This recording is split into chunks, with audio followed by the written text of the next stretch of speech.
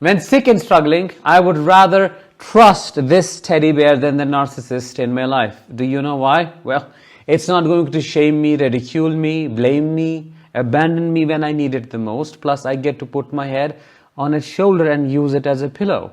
The narcissist, on the other hand, is extremely unreliable. They are escapists by nature who leave the moment they find out you cannot be used as a continuous source of supply, or you are down with something, you're struggling with something, and you need their support. They haven't signed that contract. That's a burden for them. Why would they do it when the job has been assigned to you? You're the one who has to keep giving and giving and giving. There's no take. Let's discuss this further in today's episode. I'm your host Danish, a narcissistic abuse recovery professional. Welcome to my channel. Thank you so much for tuning in.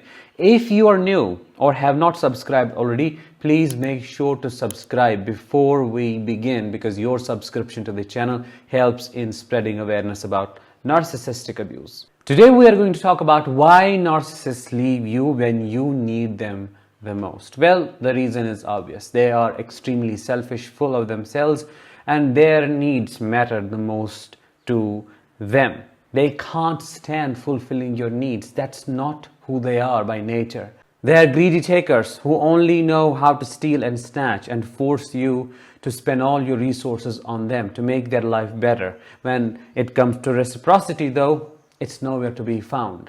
Maybe your loved one has passed away. Maybe you're a parent, or you are undergoing through a financial crisis.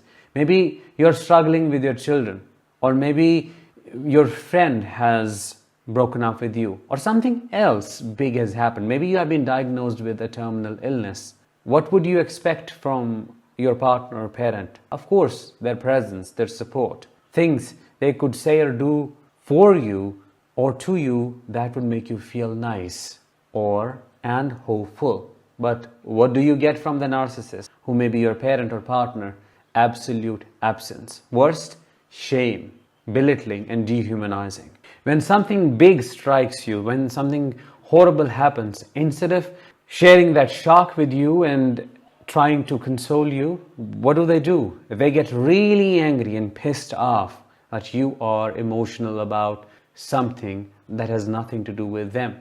They get really rageful because your emotional volatility in that moment makes them feel vulnerable.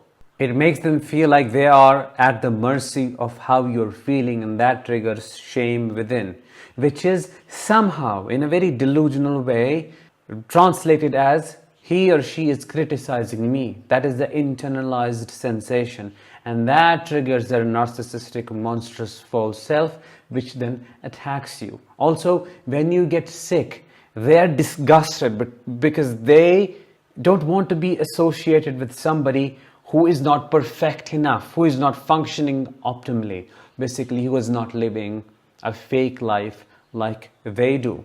Plus, their lack of empathy makes them extremely cold towards the situation. Understood, they may not be able to respond the way you want them to respond. Fine, some people are like that, but at least they could say something nice. They don't.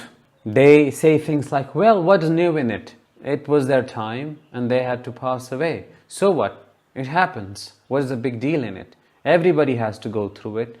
Like, yeah, that is the universal truth, but does that change our emotions about the event of somebody passing away? Of course not. We're still attached to them. There are memories that we grieve. There is pain. There is something called loss, which clearly this individual does not experience.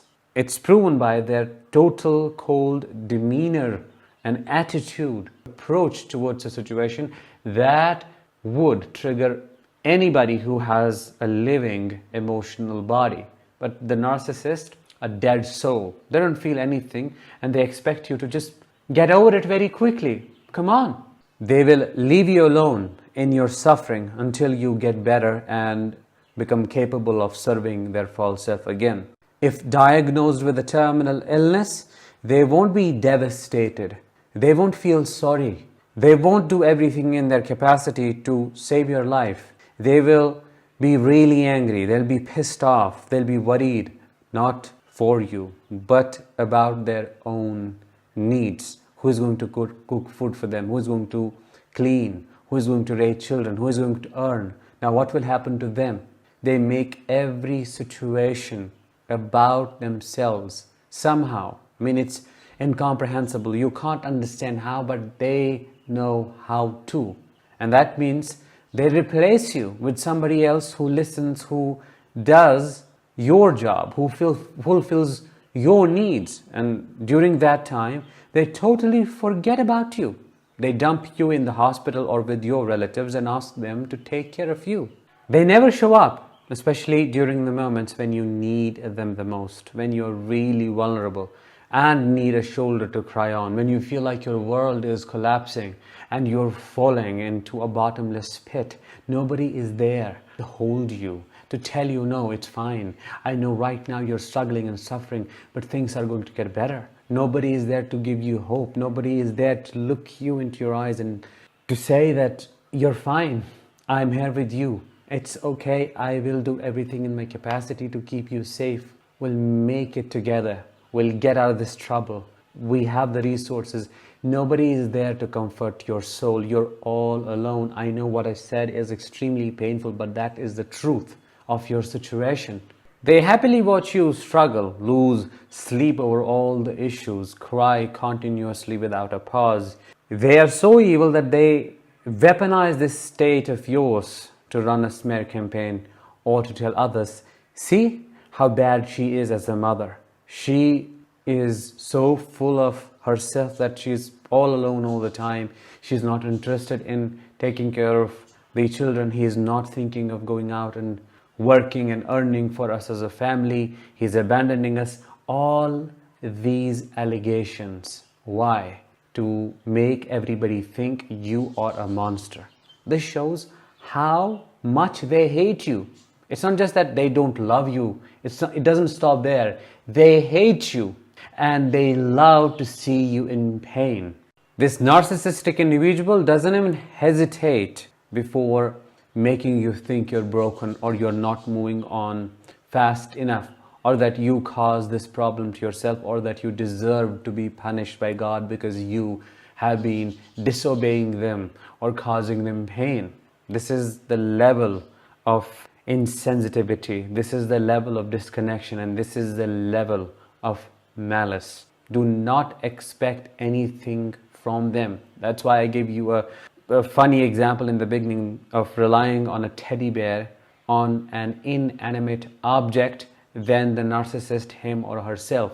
It's like preparing for the ultimate collapse, rather signing up for the ultimate collapse and destruction by giving them power and authority over you, and by thinking, oh, they are going to be there when you will need them. No, they won't show up. They will only show up when, by showing up, they will get supply, when they will make those nurses or doctors think, oh, she or he has got a wonderful partner. See, they'll rub your shoulders, they'll give you massages, like right in that moment, and you'll be appalled, disgusted, and embarrassed at the same time, confused, like, what's this? You didn't even want to touch me, and all of a sudden you're there being all comfy. No, they will demand sex. And how do I know this? I've heard this stuff from people like you. They'll demand physical intimacy when they clearly know you can't offer it. Just imagine, you just got out of a 3-4 hours long surgery, and they ask you to be intimate with them. How is that possible? If you do not fulfill their physical needs, they abandon you even more, blaming you that you are not a good partner. See, this is why I didn't want to be around you. This is why I am done with you. Come on, where is your common sense? Where is your just basic understanding, that logic? He or she is not in that state right now. It's animalistic of me to expect them to just fulfill my needs. It's impossible. No, they can't think that. If they want it, they have to have it. That is their mentality. They will leave you in a financial mess created by them. Probably they took loans on your name and you are in a lot of debt now. They should be repaying it because you contributed a lot. They promise they will. Now they are nowhere to be found and they blame you. They count all the things they have done for you in a way to say, oh, that should be enough. It was not my money, but those were my efforts, so do something about the situation now. They won't help even. They'll be gone and they'll be enjoying things with those who you do not even know, and those people who have done nothing for the narcissist. This is how shallow they are. All in all, they're never there for you, no matter what the situation, no matter how big the crisis. They will ridicule you, blame you, shame you, and dehumanize you for the problem that you did not create.